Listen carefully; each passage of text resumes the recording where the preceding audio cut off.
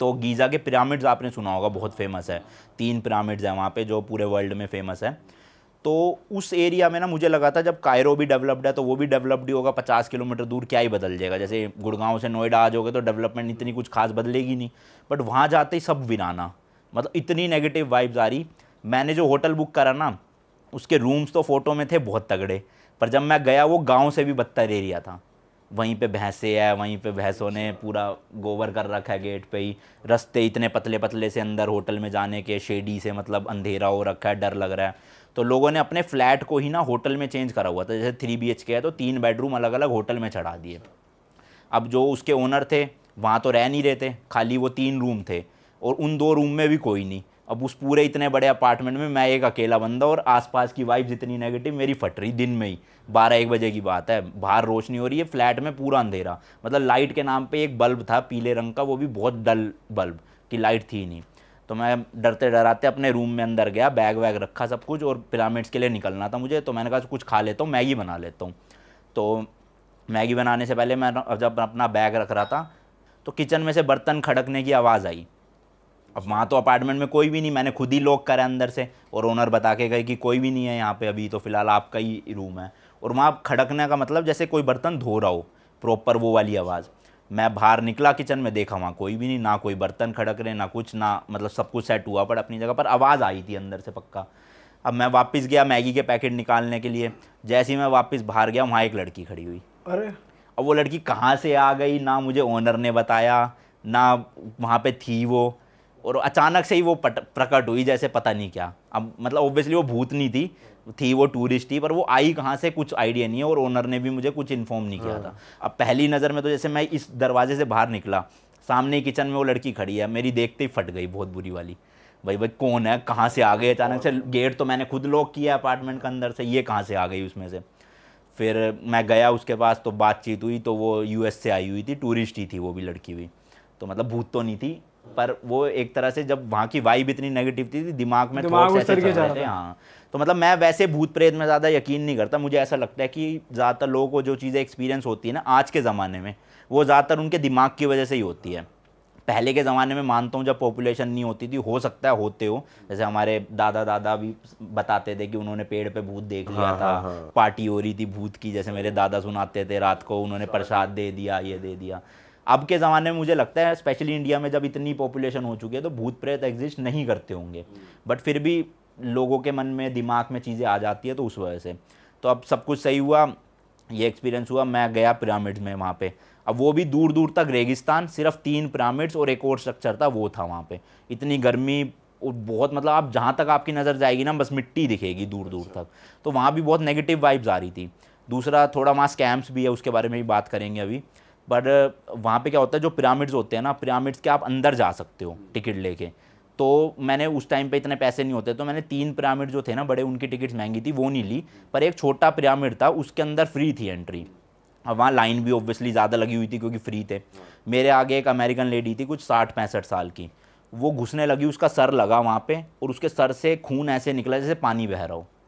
वो गेट पे तालाब बन गया खून का लाल पूरा। मतलब इतनी नेगेटिविटी दिमाग में उस टाइम पे घुस गई थी, क्या हो रहा है ये यहाँ पे। और सोचो वो होश में है पूरी औरत, पर खून ऐसे जैसे मूवीज में देखा ना किसी का सर कटता है तो फुहारा निकलता है, वो निकल रहा उसके सर से पतला पानी की तरह। अब मैं तो नीचे चला गया डरते डरते। अब उस औरत का हुआ क्या कुछ नहीं पता, हॉस्पिटल गई, बची नहीं बची, तो मतलब बहुत वो नेगेटिव। कितने के टिकट थे जो महंगे वाले पिरामिड, बड़े पिरामिड्स में थे? 2000 रुपये के आसपास थी। अच्छा अच्छा। पर उस टाइम जब शुरू, अच्छा। हाँ, जब शुरू करा था 2000 रुपये ज़्यादा ही लगते थे। और इस छोटे वाले पिरामिड में कुछ है देखने लायक क्या? अंदर कुछ नहीं होता, मतलब भाई ये सुना है उसके अंदर टेम्परेचर कम होता है एज कम्पेयर टू हाँ, बाहर। मतलब बाहर जो गर्मी थी ना वो अंदर ठंडा था, उस हिसाब से काफ़ी ठंडा था। हाँ, और भाई स्कैम क्या होते हैं? स्कैम यार देखो, इजिप्ट में ना ज़्यादातर उनकी इकोनॉमी टूरिज़्म पे ही बेस्ड है। तो वहाँ पे ना मतलब ऐसा लगता है मुझे कि इजिप्ट अभी भी ना 1980s के ज़माने में जी रहा है। मतलब वहाँ पे आपको घोड़ा गाड़ी दिखेगी, जैसे यहाँ तो पैर वाले रिक्शा या इलेक्ट्रिक रिक्शा है, वहाँ इलेक्ट्रिक तो दूर दूर तक नाम नहीं, लेकिन घोड़ा वाले रिक्शा है वहाँ, कि घोड़े खींच रहे हैं कार्ट्स को, उसमें आप जाओ पब्लिक ट्रांसपोर्ट में। तो वहाँ के जो लोग थे ना वो पीछे पड़ जाते थे बहुत ज़्यादा, कि मतलब मुझे जैसे मेरे होटल से पिरामिड का रास्ता था मान लो 1.5 किलोमीटर, अब मैंने कहा मैं तो पैदल ही होऊंगा, क्यों दूँ इनको पैसे। वो बंदा 1.5 किलोमीटर तक ज़बरदस्ती मेरे पीछे था कि बैठ जाओ बैठ जाओ बैठ जाओ। तो ये चीज़ बहुत करते हैं। और स्कैम क्या करते हैं, जैसे आपसे बात होगी, वहाँ की करेंसी है इजिप्शियन पाउंड, तो मान लो आपकी बात होगी 50 इजिप्शियन पाउंड की, तो वो आपको कहेंगे ओके ओके बैठ जाओ बैठ जाओ, जब उतरने लगोगे ना तब 500 बना देंगे उसको। फिर उनकी आसपास की वो सारे मिले होते हैं और लड़ाई करोगे ऐसे तो नहीं कर सकते। हाँ भाई, जब आप पिरामिड के अंदर गए थे तो वहाँ पे रिकॉर्ड करना अलाउड है? हाँ हाँ वो सब अलाउड है वहाँ। तो उसके अंदर का कुछ बताओ, दृश्य कुछ यार बढ़िया मैं क्या था तो उधर? छोटे वाले में गया था, वहाँ पे तो क्या था, बिल्कुल इतनी ही पतली सी बस रास्ता था जो ऐसे स्ट्रेट यूं डाउन जा रहा था।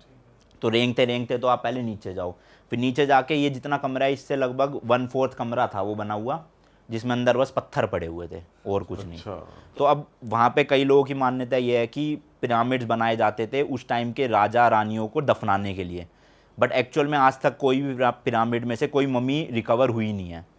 तो कुछ लोग कहते हैं वो एलियंस ने बनाए थे, क्योंकि वो स्ट्रक्चर भी आप जैसे फ़ोटो में देखोगे ना पता नहीं चलेगा, बट वहाँ पे जितना ये सोफ़ा है ना इतने बड़े बड़े पत्थरों से बना हुआ है, वो कई हज़ार किलो के पत्थर। तो सोचो आज से जितने साल पहले वो बने थे उस टाइम पे ना क्रेन होती थी, ना कोई ऐसे बड़े इक्विपमेंट्स होते थे जिससे बनाया जा सके, प्लस उनकी हाइट इतनी ऊंची। अब आप सोचो इतने 1000 किलो का पत्थर कैसे उठेगा। हाँ, टॉप पे कैसे रखा जा रहा है? वहाँ पर ऐसे कोई गाइड वाइड थे जो बता रहे थे कि हाँ ये किसकी हिस्ट्री है, ये तो वो भी यही बताते हैं कि हाँ वो पूरा समझाते हैं आपको क्या हिस्ट्री है, बट कुछ गाइड बताते हैं कि ये एलियंस ने बनाए थे, कुछ गाइड्स बताते हैं कि उस टाइम के राजाओं ने बनाए थे और ऐसी टेक्नोलॉजी यूज़ करके बनाए थे जो आज तक एग्जिस्ट नहीं करती। वो किसी को नहीं पता कि कैसे बनाए गए थे, इतने ऊंचाई तक पत्थर वो कैसे ले जाते थे, वो पत्थर आए कहाँ से, इतने टोड़े कहाँ से। तो जो हमने रैंडम वीडियोस में ही देखा है कि इतने भारी पत्थर हैं, परफेक्टली अलाइंड है, कैसे रखे, मतलब वो भी वही बात कर रहे हैं जो हम देख रहे हैं। सेम हाँ, अब मतलब अभी तक मिस्ट्री सॉल्व नहीं हुई है इस चीज़ को लेके कि क्या हुआ कैसे हुआ। ज़्यादातर मेजोरिटी लोग एलियंस का ही नाम लेते हैं कि दूसरे ग्रह से एलियन आए थे, वो ऐसी टेक्नोलॉजी लाए जिनसे उन्होंने बनाया। और उनके जो पिरामिड्स के टिप है वो कॉन्स्टलेशन से एकदम परफेक्टली वो अलाइंड भी है। है, और एक दो चीज़ें और है कि पता नहीं अर्थ के सेंटर से भी कुछ ऐसा अलाइनमेंट है उस चीज़ का। तो काफ़ी सारी चीज़ें हैं जो हो सकता है कोइंसिडेंस हो, बट हो सकता है उस टाइम पे क्या था क्या नहीं था। भाई और ऐसी कौन सी कंट्री लगी, जैसे इजिप्ट की हिस्ट्री आपको इंटरेस्टिंग लगी काफ़ी, और ऐसे कोई देश हैं जो आपको लगे हो यार ये बहुत इंटरेस्टिंग कंट्री है? एज सच तो नहीं, मतलब हिस्ट्री वाइज तो नहीं लगी उनमें से, क्योंकि इजिप्ट की ही सबसे पुरानी वो है एक तरह से आप देखोगे। बट हाँ ईरान की वैसे मेरे को काफ़ी अच्छी लगी, जो वहाँ का लैंडस्केप है या वहाँ का शहर है वहाँ के अलग अलग, उसमें अच्छा था। ईरान बढ़िया लगा। हाँ बढ़िया।